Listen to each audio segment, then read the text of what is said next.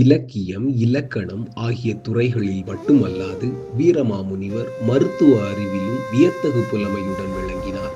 பாரம்பரிய சித்த மருத்துவ அறிவையும் தமது நீண்டகால அனுபவத்தையும் இணைத்து மனிதரின் உடல் நலமும் உள்ள நலமும் ஒன்றோடொன்று பிரிக்க முடியாதவை என்ற முழுமையான வாழ்வியல் சிந்தனையை அவர் முன்வைத்தார். உடல் நலம் உள்ள நலத்தின் அடித்தளம் என்ற சிந்தனை அவரது மருத்துவ கோட்பாடுகளின் மையமாக அமைந்தது.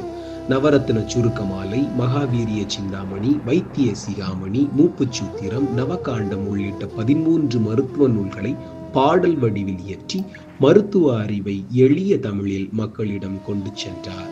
தமது அனுபவத்தால் கண்டறிந்த மருந்துகளோடு அழிந்து போன பழமையான மருந்துகள் பற்றிய அறிவையும் பதிவு செய்தார்.